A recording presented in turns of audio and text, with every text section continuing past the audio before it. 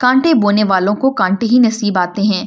मेरे साबका शौहर ने मुझे बहुत समझाया था, बहुत कायल किया था, मगर मैं इस अमल गलत से बाज ना आई तो इसने मुझसे बेटी छीनकर मुझे तलाक दे दी थी। मेरा नाम मुसर्रत आलम है।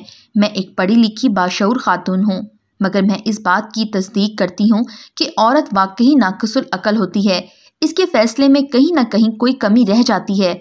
मैं दावे के साथ कह रही हूँ, कोई प्रोफेसर, इंजीनियर, डॉक्टर, जज, आलमा फाजला, हाफ़िज़े कुरान या किसी भी ओहदे पर मौजूद औरत जब भी अपनी ज़ात के मुतालिक मुकम्मल खुद मुख्तार होकर फ़ैसला करेगी, इस फैसले में कोई ना कोई कमी ज़रूर होगी। मैंने भी एक फ़ैसला किया था। पहली बात तो मेरा फ़ैसला ही गलत था, दूसरा इसमें भी बहुत सारी खामियां थीं। आप भी पढ़िए मेरी कहानी मेरी ज़बानी। मेरा ताल्लुक़ सरगोदा की तहसील भलवाल के एक दूर दराज गाँव से है।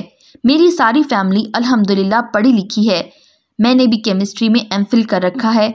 मेरे घर वालों ने मेरी शादी दूर पार एक रिश्तेदार सुफियान से कर दी थी।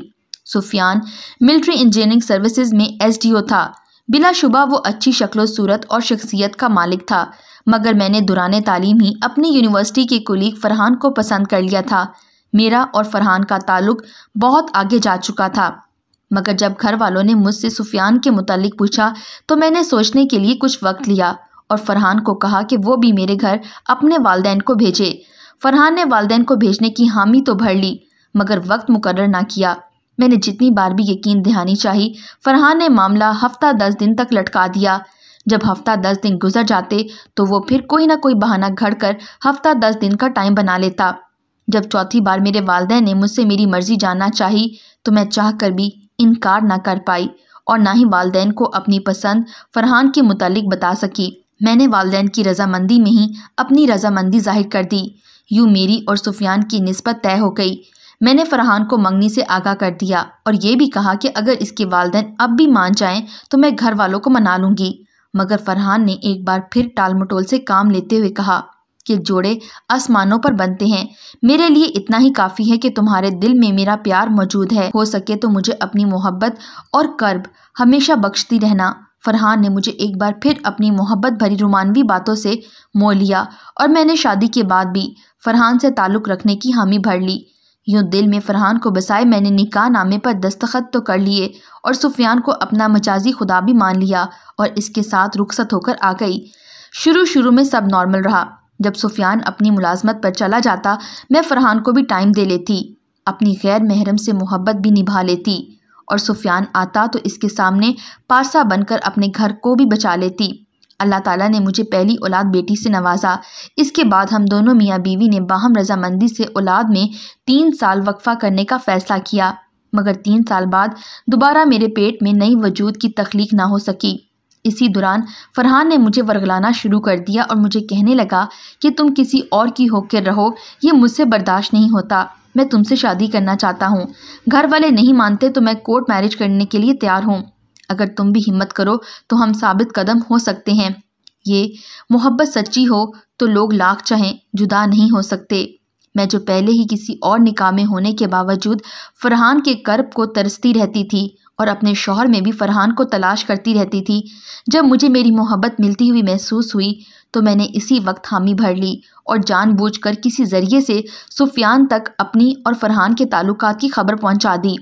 मगर हैरत अंगेज़ तौर पर मेरे शौहर ने रवायती मर्दों की तरह बिना तैश में आने, जज्बाती फ़ैसला करने, मुझे मारने पीटने या तलाक देने के मुझे बल्कि नरमी से समझाया।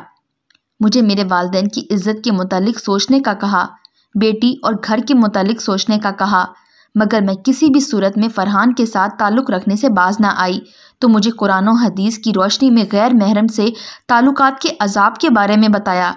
फिर भी बात ना बनी तो मेरे वालिदैन से बात की, मगर चूंकि मुझे फरहान ने मोहब्बत के वादों पर सबस बाग दिखा रखे थे, लिहाजा मैंने फरहान के कहने पर अपने शौहर सुफियान पर घटिया इल्ज़ामात की बुछाड़ कर दी और सुफियान ने मजबूरन मुझसे बेटी छीन कर मुझे तलाक दे दी।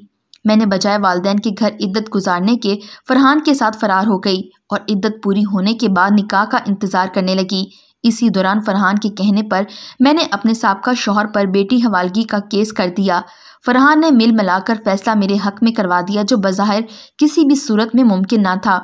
यूँ मेरी 5 साला बच्ची भी मुझे मिल गई और तलाक के 1 साल बाद फरहान ने मुझसे निकाह कर लिया। मुझे लेकर कराची चला गया।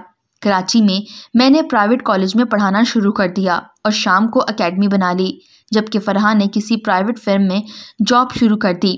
मेरा और फरहान का वक्त बहुत अच्छा गुजरा, यहाँ तक कि मेरे जहन से मकाफाते अमल वाली बात भी निकल गई। मैं अपनी खुशियों भरी ज़िंदगी में डूबी रही। मुझे कभी वालिदैन से बिछड़ने, अपने साबका शौहर पर बुहतान लगाने, एक मासूम बच्ची से इसका बाप छीनने का दुख ना हुआ, ना ही कभी फरहान की तरफ से मुझे कोई ताना, दुख या तकलीफ़ पहुंची। मैं अपने फ़ैसले पर हर लिहाज से मुतमईन रही, यहाँ तक कि मेरी फरहान की शादी को हुए 10 साल का अरसा बीत गया। इन 10 सालों में कभी पलट कर कभी भी मैंने अपने वालिदैन की खबर ना ली और ना ही सुफियान के मुतालिक सोचा।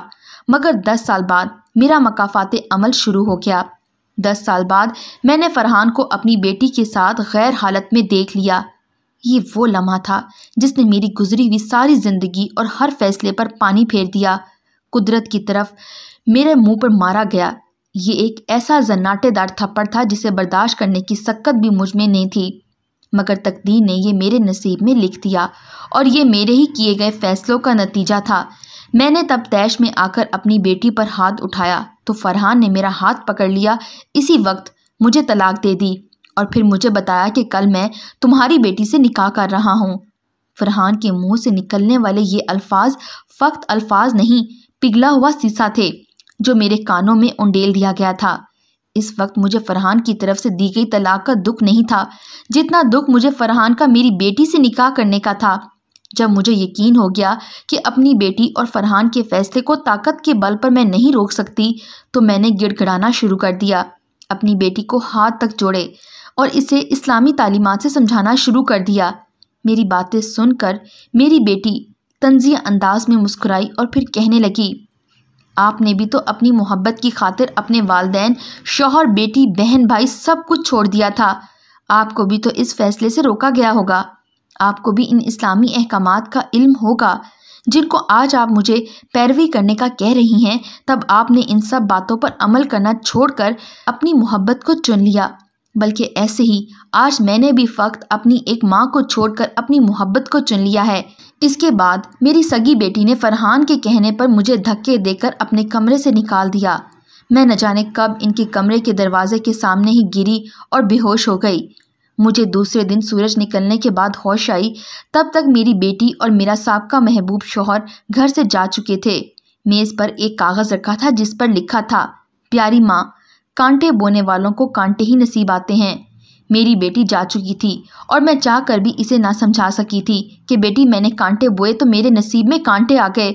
तुमने मेरी हालत देखकर भी इबरत ना पकड़ी और तुमने भी अपने लिए कांटे ही बो दिए। एक हादसे की वजह से मेरी एक आंख ज़ाया हो चुकी है।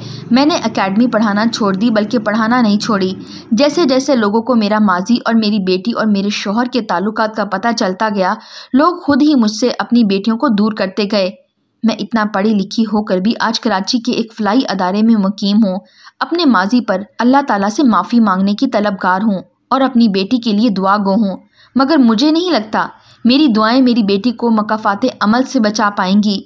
आखिर मैं आप सबको नसीहत करूँगी कि जोड़े आसमानों पर बनते हैं, लिहाजा जो आपकी नसीब में आ जाए इसे अल्लाह ताला की अता समझकर कबूल कर लीजिए। शौहर को मजाजी खुदा का मर्तबा दिया गया है, लिहाजा इसके हुक्म की ताबेदार रहें। गैर महरम से ताल्लुक़ एक ऐसा अमल है जिसकी सज़ा जल्द या बदीर इसी दुनिया में ही मिलकर रहती है।